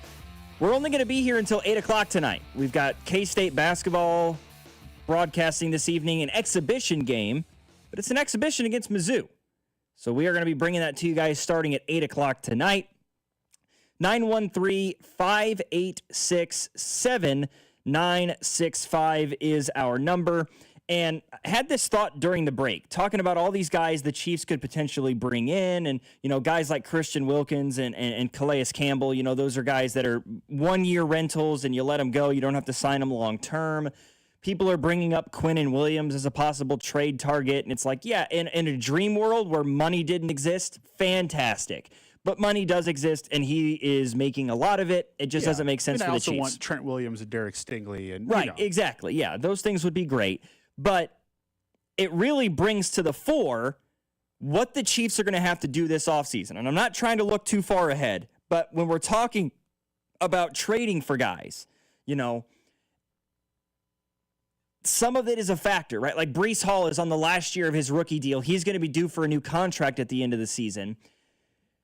The number of guys for the Kansas City Chiefs that are going to be free agents at year's end is lengthy. I mean, obviously, it starts at the top with Travis Kelce. What does Trav do at the end of the year? I don't know. He's either going to retire or he's going to sign another one-year deal with the Chiefs. That's just what's going to happen, right? Behind that, beyond Trav, Hollywood Brown will be a free agent. Charles Omenihu. A few guys that'll probably be let go. Elijah Mitchell, potentially Najee Johnson, Jerry Tillery, Jack Cochran is going to be a free agent, but they'll probably bring him back on like a vet minimum special team sort of a deal, the way that they've been doing. Malik Herring, James Winchester. Winchester's what, 37 at this point? So, I mean, he's not going to be making bank by any means, but does he come back? Does he finally retire and the Chiefs elect to bring in a new long snapper? What have you? Kareem Hunt will be a free agent at the end of the year. What did the Chiefs do there? They're obviously in need of running back help. Probably going to let Kareem Hunt go if I had to guess. Brian Cook is a free agent at the end of this year. Juju Smith-Schuster is a free agent. Leo Chenal's a free agent. Tyquan Thornton, Mike Caliendo, Matt Ariza, Jalen Watson, Isaiah Pacheco. These are guys that are going to elicit legitimate money for this Kansas City Chiefs team next season. That is going to be problematic in terms of the guys that you're going to be able to acquire at the deadline and what they are going to be due in future seasons if these guys are being traded on multi-year contracts, right? Which leads me to believe that a signing like a Christian Wilkins makes sense. Why a trade for a guy like Calais Campbell makes sense, because there's no expectation of multi-year deals, especially for Calais Campbell. And for Christian Wilkins, if he was to sign with the Chiefs, it's probably a half a year thing to prove to teams that he is still an NFL player so that he can go get money on the open market. That's sort of a win-win deal for both sides. Chiefs don't have to worry about a long-term deal. Wilkins goes out, proves himself, and gets the money that he believes he's valued at in free agency next year, having some proven stability with the Chiefs under his belt. Yeah, and acquiring those guys without using a whole lot, if any, of draft capital. Yeah, we mentioned the top half of this roster is pretty set in stone. We know Jawan Taylor will be exiting. We know that the Chiefs are going to try to sign Trent McDuffie. The question is, does it happen before or after his fifth season? I think the story of the offseason, next offseason, will be the Trent McDuffie contract conversation. There's no real questions about will a guy be here or will he not be here in terms of the stars, the anchors. There's only 36 or 37 players under contract total per over the cap right now, which is a site that also has the Chiefs at over $40 million over the cap as we currently sit. Now, most of that's going to be taken care of by moving on from Jawan Taylor. More of that could be taken care of, and this could, help get you more draft capital to help fill out that roster if you trade a Christian Fulton right now, who's due $13 million next year. So two moves that we've already discussed. I know we talked about a Fulton trade earlier this week. Gets you really close to being under the cap. I don't know if the Chiefs are willing to go into this deadline and come out of it with less draft capital than they go into it with. But, Logan, that's why I'm even more jacked up about this Christian Wilkins, Calais Campbell duo. Is you could probably acquire a guy like Calais Campbell for a pick swap on day 3. You can go get Christian Wilkins for no draft capital. You can just sign him. Or it's probably a guy like Colin Saunders, who you can just activate off of someone else's practice squad and bring him in. I do not think the Chiefs are in the it's just not really how Brett Veach operates anyway. But they're certainly not in a position to be just giving out draft picks without, even if it is a Breece Hall and they're giving up a 4th-round pick. Hey, we need something back in day 3 for that. It's going to be a very interesting offseason on the back half of that roster for the Chiefs, that's for sure. No question about it. Well, it seems like we're having to wait on the World Series. It appears we are in a delay at the moment. I don't know how we would be in a delay. The game's indoors. ESPN, are you lying to me? I was just literally says delayed. Top first inning. I was just getting ready to say the Toronto, the dome, the improvements they made to that dome are they went under the radar for me. But the stadium looks so much better than it used to. It looks so much more modern and less like the Metrodome. It's great. Now I'm trying to figure out why. Yeah, it's delayed. This is delayed. They're reporting that this game may not start until 8:00. I just watched the anthem and everything go on. They're showing like the intro right now. Very strange. Isn't the Rogers Center a dome? Did they have the roof closed? It is a rain delay. Holy cow! There's a rain delay because they had the dome open. Yeah, it's a retractable. Just close the damn roof. Play ball. What are we doing? I am baffled right now. Yeah, hey, weather delay in the World Series I was just trying to in give a my stadium props that has a dome. to that stadium, but wow, it is a good looking stadium with that. What is that? A needle? What do they have there in Toronto? It's a good looking field. Well, now the players are coming out on the field, so I'm not sure what's going on. Okay, whatever. I don't They know. just physically have to close the roof before they started, but I want to preface, I did not read this like on Twitter, like from some random account with 17 followers. This is ESPN that's telling me that game 1 of the World Series is currently in a delay. Maybe that's on me for not having the television in the studio turned on to determine if that was the case or not. But regardless, let's chat about the Fall Classic for a minute. What chance? Scale of 1 to 10, all right? 1 being snowball's chance in hell, 10 being it's all but sewn up. What chance are you giving the Toronto Blue Jays of legitimately beating the Dodgers in this 7-game series and actually winning a World Series? A 1 or a 2 because it's baseball. Stranger things have happened. Now, not by much. This would be one of those stranger things. And it's not because the roster top to bottom is so much better. It is. The Dodgers have a much better roster, but it's because specifically the pitching is so much better. The Dodgers are going to run out 4 absolute aces, not like good pitchers, not like all-stars, like the Royals can run out a pretty deep rotation of really good pitchers. 4 bona fide aces in Snell, Yoshi Yamamoto, Tyler Glasnow, and Shohei Ohtani. And then it turns over again, and you'll get Snell again in game 5. Not to mention a guy who's probably going to be a Cy Young candidate in Sasaki out of the bullpen. I know there's a few Trinan and what's the guy's name I'm blanking on? Is it Vesia? Yes. Out of the pen that's been pitching really well. So the pitching, it's the ultimate equalizer in the fall. Can undo a lineup like the Blue Jays have, which can get hot. And the Dodgers don't really need that advantage because their lineup is also very deep. So we're watching Shohei Ohtani dig into the box here to lead off the World Series. And more than anything, I hope we get to see him get to do something cool like he did in Game 4 of the ALCS. Guy's on an absolute tear. I don't know about you. What are you giving the Blue Jays in terms of a chance to win? I'm saying a 1 or 2 on a scale to 10. Yeah, I would say a 2, maybe a 3, but I'm not overtly confident in that. Just strange things happen in the game of baseball, like you said earlier, where if Vladdy Jr. can continue to tear the cover off the baseball the way that he has, and he waltzes into this series and he hits 5 or 6 home runs, and George Springer has a remarkable World Series. You know, he's a guy with a ton of postseason experience.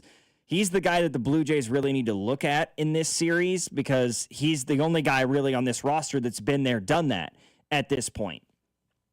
And yes, the Dodgers have the advantage at pretty much every position on the field, including in the pitching order, but that's not always a guarantee, right? I mean, it's just, I think it's a lower chance because we're grasping for something that is strange.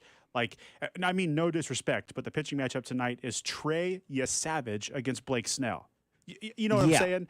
Even a guy like Kevin Gausman's going to be matching up with the Cy Young Award winner whenever his turn comes around. So, yeah, could George Springer have a 2012 Pablo Sandoval run in this series? Like, sure. Could one of these guys for the Blue Jays have a 2014 Madison Bumgarner run? Like, sure, but you're relying on things that are historic in order to start the conversation about the Blue Jays being competitive. Yeah, absolutely.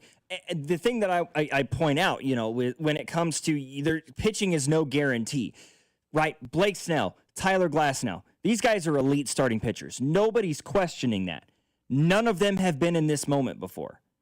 I mean, I guess Snell probably has with the Rays, but they lost that series. So sometimes guys get into these moments and they're not quite what you expect them to be, right? Clayton Kershaw is one of the best regular season pitchers in baseball in the last half century. But in the postseason, he's always withered. So if there's something to that, where these elite starting pitchers that the Dodgers have don't perform up to their standards because maybe, you know, bright lights, big city is a little bit too much for them, then the Blue Jays have a chance. I think that it's probably not likely, though. Yeah, you're absolutely correct about pitchers faltering in October that you wouldn't expect. And also, I think the Blue Jays, I think this does go 5 games. I think one random Dodgers starter does get shelled, and the Blue Jays just tee off. I think one of these 2 games at home, goes to Toronto this weekend. But this Dodgers team literally did not celebrate winning the pennant. Yeah. It's scary. So if there's any team in which I'm not worried about their starting pitching ever faltering, it's got to be these guys. Well, Blue Jays taking care of business so far. 2 up, 2 down. Ohtani and Betts sat back in the bullpen, or in the bullpen. Both of those guys back to the dugout. So the Blue Jays with a quick 2 outs to begin the top of the first inning here in Game 1 of the World Series. Nathan and I, neither one, have a ton of faith in Toronto's ability to beat the Dodgers in a 7-game series.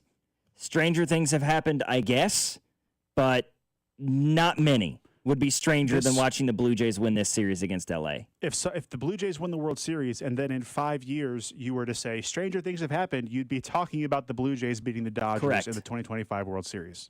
Exactly right. 913-586-7965. Logan Weber here with you. Nathan Williams alongside. He's my producer for tonight's program. With you guys till 8 o'clock, getting you set for a little K-State basketball tonight. Exhibition game against Mizzou that we're going to have to cut out early for tonight. Let's talk, K-State related, but college football. Because K-State, massive Sunflower Showdown game tomorrow afternoon. Mizzou with a massive matchup. College game day against Vanderbilt. A lot going on in the college football world on Saturday. We'll discuss that next here on 96.5 The Fan. You're listening to After Hours, brought to you by Twin Peaks. Eats, drinks, scenic views on your home for Kansas City sports. 96.5 The Fan. My ride smells just right, just right, just right, just right. Y'all gotta try that Febreze car. Just right, just right, just right. Yeah. La la la la la. With up to 40 days of consistency, all over Febreze car clips right on your vent. You know my car's my happy place. Keep that smile on my face when it smells just right, just right, just right. Yeah, breathe happy Febreze. La la la la. Nobody had to tell your grandparents not to drive while using their typewriters. Why should it be any different for us kids and our cell phones? Distracted driving was the cause of more than 3,000 deaths in 2022. Come on, we're smarter than this. Let's put down the phones and focus on the roads. Drive safe, everybody. Don't drive distracted. A message brought to you by the National Highway Traffic Safety Administration, Project Yellow Light, and the Ad Council. Twin Peaks is the best in the game. Here, it's bigger game days and bolder fight nights. I mean, where else can you find a scratch kitchen that always comes in clutch every day from lunch to late night? Only at Twin Peaks, the #1 sports bar. Ultimate Fighting Championship is coming this Saturday night. Aspinall takes on Gain in a massive heavyweight showdown. Don't just watch it at home. Catch every punch, kick, and takedown live at Twin Peaks. Wall-to-wall TVs, ice-cold 29-degree beer, and scratch-made food waiting for you. Football season is in full swing, and Underdog is the best place to get in on the action. And right now, on the Missouri side, where you can select entries and win money. Playing on Underdog is easy. Just choose whether your favorite players will go higher or lower than stats like rushing yards, receptions, touchdowns, and more. Plus, get your entries right, and you can win up to 5,000 times your cash over at Underdog. They also have ladders and streaks, pick'ems and champions, and so many different ways to play that you can make those selections at Underdog and win money right now on the Missouri side. So download the app today, sign up using promo code TAPP, T-A-P-P, to score $100 in bonus funds or bonus entries when you play your first $5. That's promo code TAPP, T-A-P-P.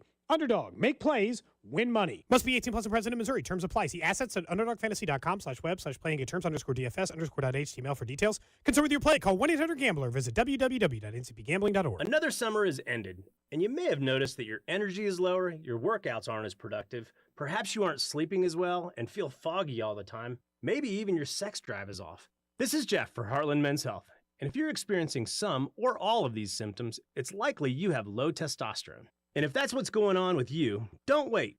You need to call us at Heartland Men's Health and get treated for your low T, because living with low testosterone is no way to live. With our low T treatments, if you're like most guys, your life will change considerably. Improved sleep, better energy, greater gains in the gym, better mental clarity, and your sex drive will likely improve as well. Plus, most men see these results in just a few weeks. So call us. Your initial visit is just $99 and includes PSA and T-test and a medical consult. And if you start on testosterone the day of your appointment, your visit is free. Call 844-447-6600. That's 844-447-6600. Or go to heartlandmenshealth.com. Tomorrow, you'll hear Kansas State football in place of the John Clay Wolf Show. But don't forget, you can still catch the show live on the John Clay Wolf YouTube channel. Sponsored by Give Me the VIN, America's best car buyer. Check engine or ABS light on? Take the guesswork out of your warning lights with O'Reilly Veriscan. It's free. Ask for O'Reilly Veriscan. O'Reilly Auto Parts.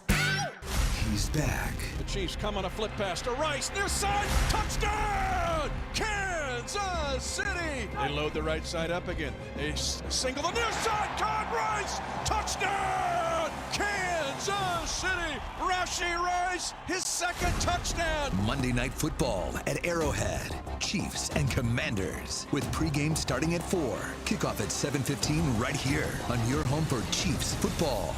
96.5, The Fan.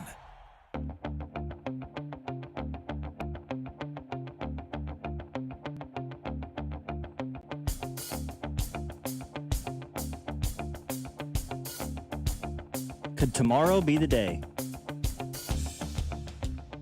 Finally, after 16 long years, could the Kansas Jayhawks finally take down K-State and win the Sunflower Showdown? And yes, you heard me correctly. If you're not a KU or a K-State fan, Jayhawks haven't beat the Wildcats in football since 2008. Nearly 17 years it has been since the last time KU beat K-State in this matchup. I was trying to break down the numbers yesterday with Julio. Julio is, of course, a Kansas fan, so he kind of took exception to it. But there are juniors in high school who have never witnessed KU beat K-State in football. And, well, what age do you recall those sorts of things? 5 or 6, maybe? Before, yeah. Like if a 3-year-old, were technically alive, do you remember it? Probably not. No. I'd say if you're if you are probably under the legal drinking age, you don't remember a time. Yeah, there are definitely like 20, 21-year-olds who do not have a recollection of KU winning this matchup. So, been a while, man, and the numbers get worse the further down you go. They've lost 16 in a row in this matchup. K-State is 29-4 in the last 33. And this is a game that means so much more, in my opinion, and I said this yesterday, than just who wins the rivalry, right? Who holds bragging rights over the other for a year. For both of these teams, this would be a massive boost to their bowl chances. For KU, it's a jump to 5-3. It doesn't kill your chances if you lose, but your last 4 games of the year are Oklahoma State, Arizona, Iowa State, Utah. That last 3 games is not a ton of fun. Arizona's not having a great year by any means, but it's still a road game. You got to go on the road to Iowa State, who, despite having lost 2 games recently, still a 5-2 football team. This was a former top 10 team in America. And then at home against Utah, who has played pretty good football this year. They're sitting at 5-2. You win this game, you get to 5-3. You got to win one of those last 4 games. You beat Oklahoma State. The other 3 don't matter as much because you've gotten to bowl eligibility. Meanwhile, for K-State, a win makes you 4-4, meaning that you have to win 2 of your last 4 games, including a road game against Oklahoma State and a home game last week of the season against Colorado. You lose this game, You're 3-5. You got to win 3 of your last 4, meaning you have to beat Oklahoma State, beat Colorado, and then beat one of either Utah or Texas Tech. Utah on the road. Texas Tech, you at least had those guys in Manhattan, but that's a pretty damn good football team. This game means a whole lot more than just who gets to, lord it over their coworkers for the next year. Bowl eligibility could be on the line in this football game for these two football teams. And for KU, this is the best shot you've had. This is as down a K-State football team as you will have matched up with in the last 16 years. You've got this game in Lawrence at David Booth Memorial. Brand new stadium. The place is going to be packed out. First rivalry game in the new facility. I mean, on national television, on TNT, which is a wild channel for a college football game to be on, but I digress. You've got a shot here. Huge, huge moment for Lance Leipold and his KU football program. We'll see if they can get it done. It is a big moment, but I can't imagine. Now, the ultimate success of K-State seasons are not defined by these things because they're a better program than that. True. But what a couple of kicks in the you-know-what to a down season. Like, just adding, I guess that would be injury to insult, would be to not be bowl eligible and to break the streak against Kansas. Yeah, what an ugly insult. You don't get to a bowl game and you have to know in your soul that a big part of why you didn't get to bowl eligibility is because you lost to Kansas for the first time in 16 years. It's a tough one, dude. Like, just ask the University of Nebraska, who has had to deal with that for the last decade, knowing that, we only won, 4 football games, or we went 5-7, and if only we had beaten Iowa on Black Friday, we would have gotten to bowl eligibility. Sorry. Used as an excuse to make fun of Nebraska. It's my favorite thing to do.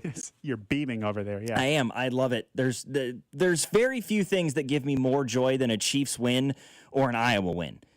One of those things is when Nebraska loses. Nebraska lost, sure. Specifically when Nebraska loses to Iowa. I almost get more enjoyment out of Nebraska losing in that equation than Iowa winning. And that's how these teams around here feel. And Logan, I'm not sure, I guess, what your level of involvement in the rivalries here locally are, but we all have our hatred towards. I'm a Mizzou guy. We all have our hatred towards the other two schools. Yeah, for sure. The KU fan base, they act like they don't. Both when it comes to K-State and football, maybe Mizzou in basketball, like they act like they're superior, or when it comes to football, they kind of little brother themselves and say they define the season differently, even since they've been good or better, I guess. They act like they don't, but they're the only one of the 3 that chants F opposing team's name here when Mr. Brightside comes on at Sandbar. So, KU cares just as much as K-State does, but it would be the ultimate blow to K-State. Having grown up in this area, I grew up on the north side of the metro in a community that was mostly Mizzou fans. By mostly, I mean like 90+% it was Mizzou fans. There were a few KU fans sprinkled in there, and then it was just sort of like a smattering of other fan bases. I was one of the lone Iowa fans in my high school. In fact, I may have been the only one. And my younger brother is a KU fan. But having grown up in this area and having been a part, I guess, of the rivalry a little bit, I can tell you definitively that this is how each fan base looks at it. Mizzou hates KU way more than they hate K-State, without question. Yeah, it's not close. K-State hates KU way more than they hate Mizzou. KU hates Mizzou way more than they hate K-State. From what I have seen, and I've had this conversation with Alex Gold, who's a KU guy. I'm like, hey man, what bothers you? Which one do you dislike more, right? Which rival do you hate more, Mizzou or K-State? He looked me dead in the face within a third of a second and said, oh, Mizzou for sure. Yeah. And it's what's so sad about the way the sports have evolved in the NCAA, because there is something to that. As a Mizzou fan growing up when you're little, the red and the blue. Like, it just ticks you off. And for them, it's the same thing. And obviously there's other, elements at play in history here as well. Like, these two sides don't like each other. It's fun when K-State's good at basketball and those teams go head to head. It's fun for that night.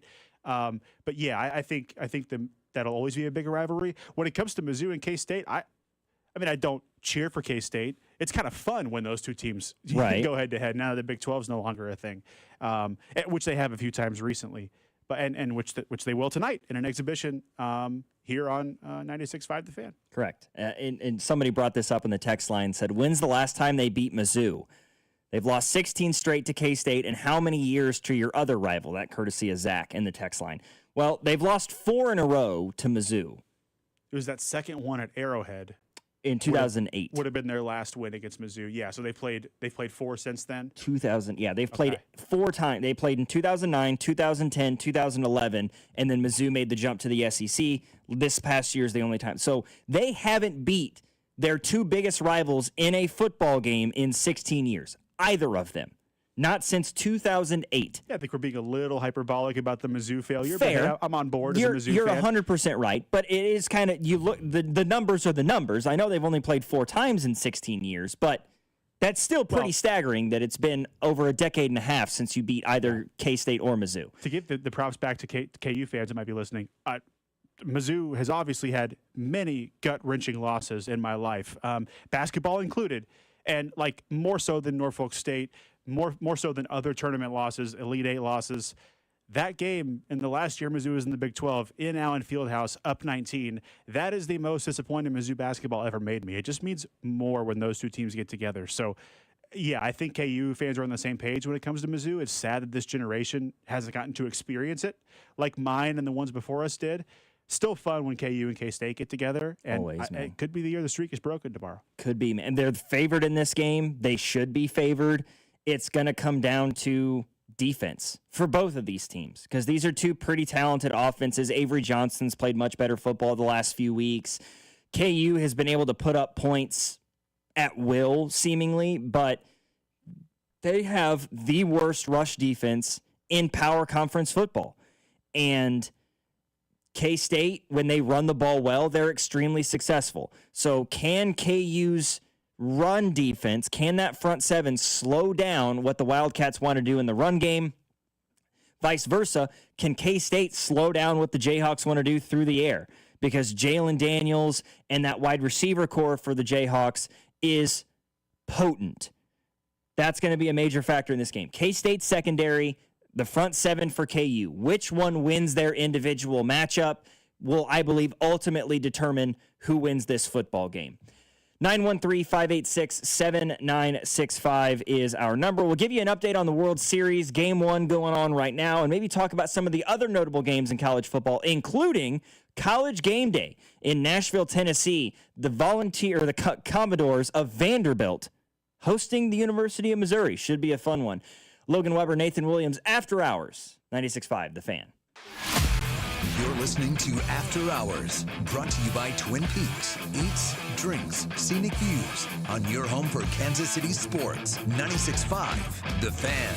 Every day, people in pain are taking control of their health and looking beyond traditional medicine. And that's exactly why QC Kinetics is helping so many people right now. If you're dealing with chronic joint pain, listen up. There are real options beyond steroids, surgeries, and meds. At QC Kinetics, patients are getting lasting relief using cutting-edge regenerative treatments that work at the cellular level. We're talking about revitalizing your joints using growth factors from your own body. It's simple. There's no hospital stays, no surgery, and no downtime. So if your knees, back, or shoulders hurt all the time, don't settle. Be smart. Don't let anyone tell you that surgery is your only choice. Call QC Kinetics now for a free consultation and exercise your freedom to look beyond the same old solutions. Thousands of people across the country are already living better thanks to QC Kinetics. Call 816-412-6299. That's 816-412-6299. Saturday appointments available off 435 in State Line and in Gladstone. Oh, no. Ah, that's the sound of someone who's misplaced My debit card. their debit card. Where'd I leave that thing? Not at the gas pump, or the checkout counter, or the roof of your car. Now, if he has the Chase mobile app, he can use Card Lock. Wait, I could just lock my card. Yep, just a few tippy taps on his phone and that sound? That's peace of mind from Chase. Chase mobile app is available for select mobile devices. Message and data rates may apply. JP Morgan Chase Bank N.A. member FDIC. I woke up this morning feeling like I was coming down with something. Cough, congestion, headache. My first thought was, nope, this can't happen. I have big plans this weekend. So I took Mucinex Kickstart. It provides all-in-one and done relief with a morning jolt of instant cooling sensation. Thanks to Mucinex Kickstart, I didn't even need to cancel my weekend plans. If you start feeling cough and congestion coming on, take Mucinex Kickstart for relief with a kick. At your favorite retailer. Use as directed. Hi, I'm Lacey, your friend and jeweler at Shane Company. And yes, I'm actually a jeweler. I bring dream engagement rings to life every day in our jeweler's workshop. When I hand set your diamond into your ring, I think about creating a piece you'll wear for a lifetime. I pay attention to the smallest details and treat every ring with the same care and craftsmanship, no matter the size or price. Come check us out at your nearby store. Our engagement rings are made with love from our hands to yours, because a friend knows your love deserves the highest quality. Shane Company, your friend and jeweler. Hey friends, it's noisy out there with information coming at us all day, every day. It's hard to know what to trust, and the world of wealth management is no exception. That's why UMB Private Wealth Management helps you tune out the noise and tune into what matters most. They'll create a financial plan based on your unique goals, so it's your voice that comes through loud and clear. Get financial clarity. Go to umb.com/privatewealth to schedule an appointment. That's umb.com/privatewealth. This is the story of the one. As a custodial supervisor at a high school, he knows that during cold and flu season, germs spread fast. It's why he partners with Grainger to stay fully stocked on the products and supplies he needs, from tissues to disinfectants to floor scrubbers.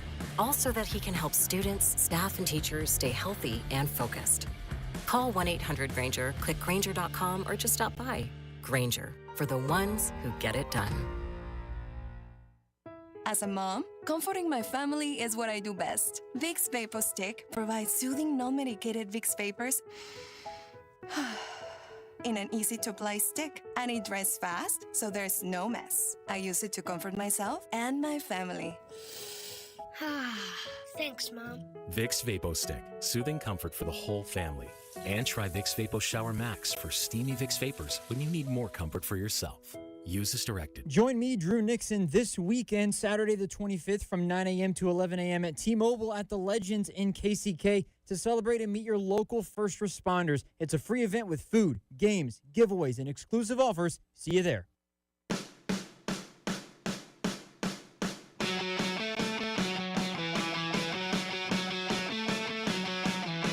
Man, Blue Jays had a shot there. Had a chance to make a statement early. They had the bases juiced. Couldn't make it happen. But I will say, shaky first inning from Blake Snell. Gave up a hit and 2 walks. Didn't strike out a batter. 29 pitches in the first frame. Dodgers, however, do have a runner on with nobody out here in the top of the second. Is that Teoscar Hernandez at the dish? Yeah. It is, with Marlins man in the second row, front and center. Always. Yeah, those are the opportunities that the Blue Jays have to have. Not that he needed to go deep in that situation, but you got to have the big hits when they present themselves at a higher clip than the Dodgers do if you want to win this series. There's too much of a talent discrepancy. So each of those situations that present themselves that the Dodgers get out of, I believe the scale tips further in their favor. Yeah. Cody Tapp was on Twitter talking about, are you a fan of Denny's, Logan? The breakfast chain, The Denny's? breakfast chain? I mean, I've been to a few over Giving my away time. a free Grand Slam to their rewards members if a Grand Slam is hit in the World Series. So the internet was scrambling when Dalton Varsho was at the plate there. No pun intended, by the way. Scrambling to join Denny's rewards to hopefully get something for free. But the big hit did not come through. So. I mean, where is the nearest Denny's? I know that there's a few over on the Kansas side. I can't think of been to a Denny's since high many. school, man. Is there, like, I'm trying to think of, like, where I live in Grain Valley. Like, there used to be one in Blue Springs on 7 Highway. Yeah, there's so not if anymore. that one's still there, that's the closest to you, but I'm not sure. The closest one that I can see is... No, that's that new tacos. It's tacos for life now. That's what that is. It used to be a Denny's. There's one right off of I-70 on East 39th in Independence. That appears to be the closest one. Or there's the Denny's in Raytown. Yes. Yeah. On 350. Correct. Yep. Right off Blue Ridge Parkway. There used to be 2 Denny's, technically, in the Raytown area. Shout out to the one that used to be over there by the stadium. Isn't that the one that burned down, Denny's, right? wasn't it? Yeah, that was a Denny's that burnt down, right? Yeah. Yeah. That's great. So honestly, more of a Waffle House guy. Preach. In my day, my mother hates Waffle House. She thinks it's gross, but I am personally one person that greatly enjoys it. I listened to probably the best, sorry to everybody else, probably the best segment of radio this week on this station was Jay Binkley the other day talking about Waffle House for like 10 minutes, talking about their theme song and ranking them amongst like the top 5 establishments, period, food establishments or other in America. And he made a lot of valid Very points. compelling. A lot of valid where points. else on planet Earth are you going to be able to go to a restaurant and order a meal smothered, covered, and chunked? Like, Come on, I man. guess they're covered and capped, but It's yeah. the most American thing I've ever heard in my life. And watch a fist fight. Yeah, sure. And watch a cook absolutely walk down a customer like it's normal. It's fantastic. I used to go, like, that was a huge thing for me when I was a kid. We would go to my best friend, his grandma would take us to a Chiefs game, maybe a couple of them every year when I was growing up.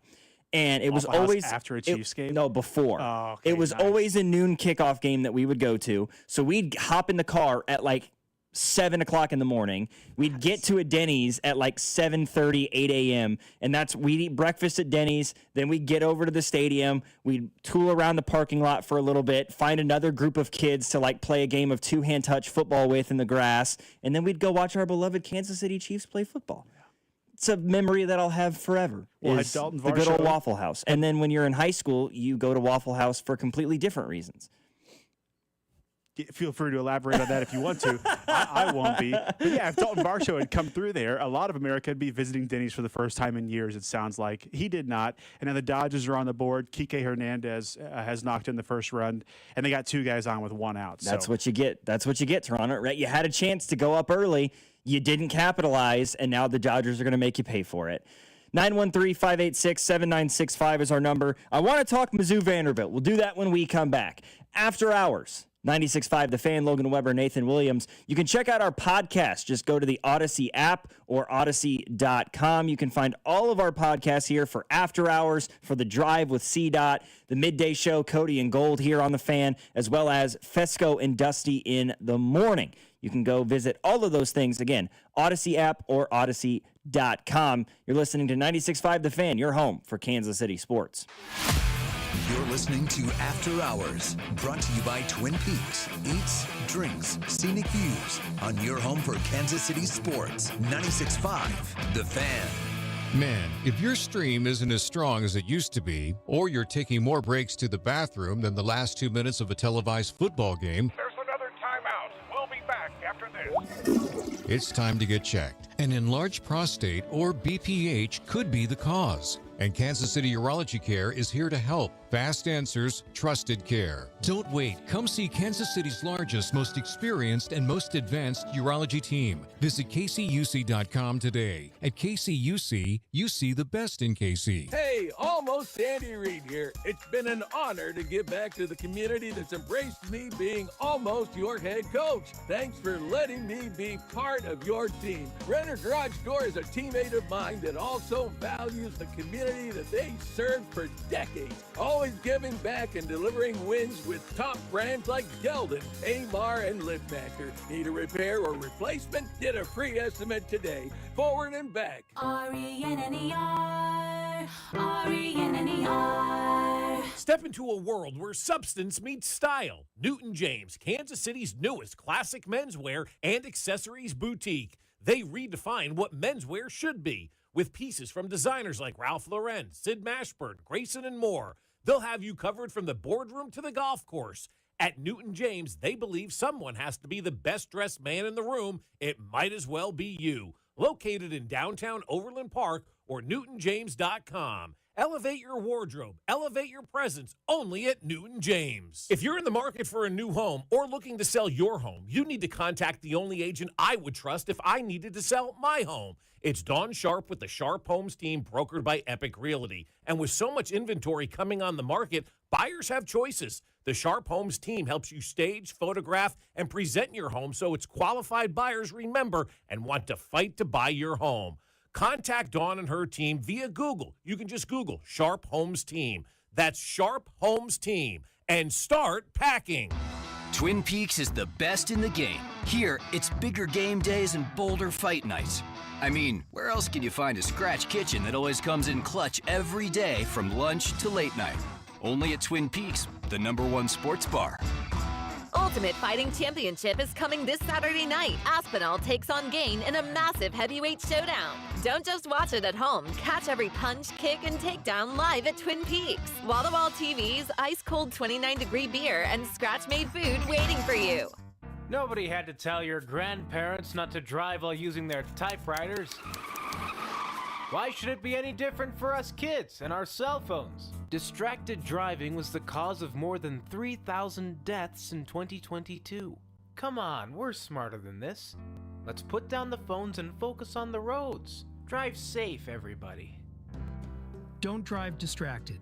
A message brought to you by the National Highway Traffic Safety Administration, Project Yellow Light, and the Ad Council. Oh no, stomach issues again? Stomach issues? Who are you? Your pancreas. I could be the real reason for your diarrhea, gas, bloating, stomach pain, or loose oily stools. I thought it was my stomach. People often do, but any of these symptoms could mean having a condition called exocrine pancreatic insufficiency, or EPI. With EPI, the pancreas doesn't release enough enzymes to break down food, but EPI is manageable. Use the symptom checker on identifyepi.com and speak with your doctor. That's identifyepi.com. Sponsored by AbbVie. Join me, Drew Nixon, this weekend, Saturday the 25th from 9 a.m. to 11 a.m. at T-Mobile at the Legends in KCK to celebrate and meet your local first responders. It's a free event with food, games, giveaways, and exclusive offers. See you there. You're listening to 96.5 The Fan from the DM Injury Law Studios. Mike's got this.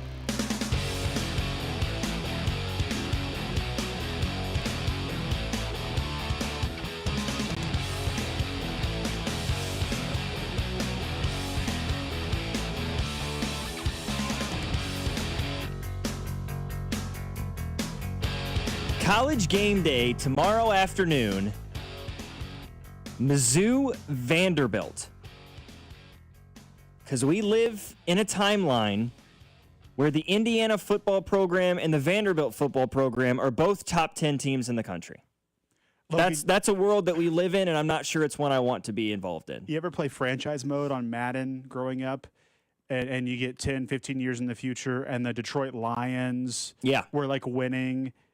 Or the New York Jets, which still is like too crazy. The league hasn't gotten there yet. Yeah, that's what it feels like. It feels like we're in NCAA football, but like 10 years in the future. Yeah, it feels like when you, like 10 years ago, playing like Madden 16, Madden 17, and you get into like year 7, and Baker Mayfield and Baker's like a 99 on the Cleveland Browns, and they're winning 13 games in the regular season, and you're having to play them in an AFC title game every single year. That's kind of what this timeline feels like a little bit. Yeah, I agree. Yeah, and then you get the winner of the Giants and the Cardinals in the Super Bowl or whatever. Yeah. Yeah, fun stuff. Weird timeline that we exist in right now. But Mizzou has an opportunity for a massive marquee win coming up tomorrow afternoon. It's a 2:30 kick at First Bank Stadium in Nashville, and a game that two things I believe have to happen for Mizzou to be successful in this football game tomorrow. Number one, you got to get Ahmad Hardy going. This guy was the best. I'm not even going to say he was the best running back in college football. He was arguably the best player in college football the first 5 weeks of this season. But in the last 2 weeks, he has been pretty non-existent. Didn't do a lot in that Alabama game. Drink only gave him 12 carries. He was all but ineffective against Auburn last week. This offensive line has got to generate push up front, give Ahmad Hardy running lanes to get through and make things happen. take some pressure off of Bo Prabula, who has thrown 4 picks in the last 2 weeks. Take a little bit off his shoulders, allow this Mizzou offense to open itself up a little bit more. Number 2, let's see if you can force Diego Pavia into some mistakes. He has been fantastic for Vanderbilt this year. He's a top 5 quarterback in the SEC. And I don't feel like it's blasphemous to say that. The guy's got over 2,000 total yards this year as the quarterback of the Commodores. Almost 1,600 yards through the air. He's got over 400 yards on the ground and 4 rushing touchdowns. 19 total scores this year, 4 picks. He's been exceptional.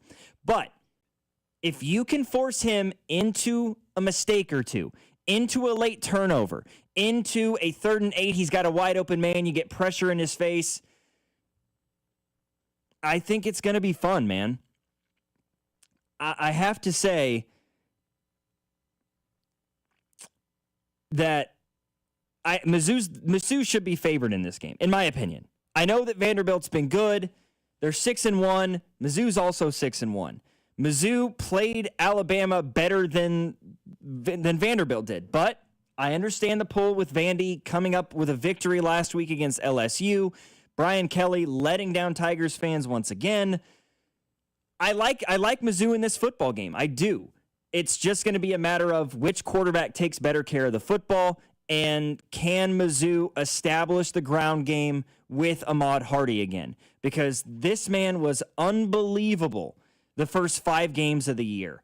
100 yards, 112 yards, 250 yards, 138 yards, 130 yards, and 9 rushing touchdowns in the first 5 weeks. Yeah, guy was getting Heisman buzz. Yeah, since then, he has 110 yards rushing over 2 games on 36 carries, 2 rushing touchdowns. And those both occurred last week against Auburn in a game where he averaged less than 2.5 yards a carry. You got to have that guy rolling in this game. Or just the running back, just the running game in general, I guess I'll say. It doesn't even necessarily have to be Ahmad Hardy. If Jamal Roberts is the hot hand, get him going. Establish the ground game. Don't force Bo Prabula to have to drop back and throw the ball 30 times, because I don't know if that's the greatest recipe for success if you're in Mizzou. Opportunities exist, man. I mean, Eli Drinkwitz has not had much success against big-time opponents in his career at Mizzou. You missed out on a marquee win against Alabama a couple weeks ago, a game that, if we're being honest with ourselves, you should have won. You had massive opportunities to win that game. There's one right out in front of you here in this one tomorrow afternoon. On national television, College game days there, the most hyped game in Nashville in the history of Vanderbilt football, potentially. You go out and win this game, prove to everybody that, hey, we are for real, and then see how the rest of the year plays out. A&M, Mississippi State, Oklahoma, Arkansas. You should be favored to win 2 of those 4 games. Arkansas, Mississippi State, you should win. If you can win one of the other 2, if you can beat A&M or beat Oklahoma in Norman and finish the year 10-2, that's a college football playoff resume. Because you've got a top 10 win against Vandy on your schedule, and another really good win, a top 25 caliber win against Oklahoma, or potentially a win against a top 5 team if you can take down A&M at home. That's a tall task. I understand. Don't get too far ahead of yourself. Let's look at the bigger picture, and that is this matchup tomorrow afternoon against Vanderbilt. Dodgers up 1-0, bottom of the 2nd inning. Blue Jays do have a runner on first, nobody out in the frame, so they're trying to knot this one back up. We'll see if they can make it happen. For my producer, Nathan Williams, I'm Logan Weber. Thank you guys for joining us. Thanks for getting involved in the text line. Appreciate it as always. We'll be back with you again on Tuesday, actually. Well, Bink's going to be with you guys Sunday morning, but after hours in the evenings, not till Tuesday, because Chiefs football Monday night against the Commanders. Let's go Chiefs and see what happens. After hours, 96.5, The Fan.